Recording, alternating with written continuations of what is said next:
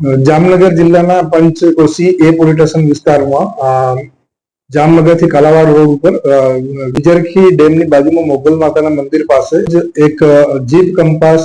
4-વ્હીલ ગાડી દ્વારા બુલેટની પાછળ ઠોકી અને અકસ્માત કર્યાની હકીકત સૌપ્રથમ પોલીસના ધ્યાને આવેલ. આ જગ્યા પર સ્થળ તપાસ પોલીસ દ્વારા કરવામાં આવતા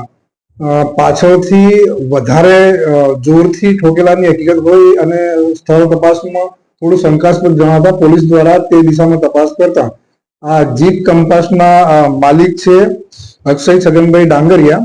અને મરણ જનાર છે રવિભાઈ મારકણાના પત્ની રિંકલ સાથે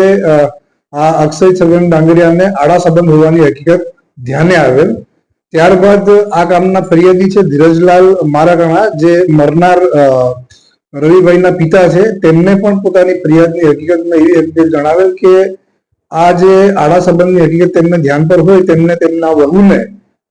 પૂછપરછ કરતા વહુ દ્વારા તેની કેફિયત આપેલ અને વહુ દ્વારા જણાવેલ કે અક્ષય સાથે મારે લગ્ન કરવા છે ને લાંબો સમય વિતાવવો છે, પરંતુ મને છૂટાછેડા આપેલ ન હોય. આ રિંકલ અને અક્ષય દ્વારા ગુનાહિત કાવતરું રચી અને કાલાવાડથી પરત આવતી વખતે ગાડીથી ઠોકર મારી જાનથી મારી નાખવાની એક ગુનાહિત કાવતરું પાર પાડેલાની હકીકત સામે આવે. તે અનુસંધાને ફરિયાદ લઈ પંચકોશી પીઆઈ દ્વારા તપાસ હાથ ધરવામાં આવેલ છે અને આ કામે બંને આરોપી અક્ષય છગનભાઈ ડાંગરિયા અને રિંકલ રવિભાઈ મકવાણા ની પોલીસ દ્વારા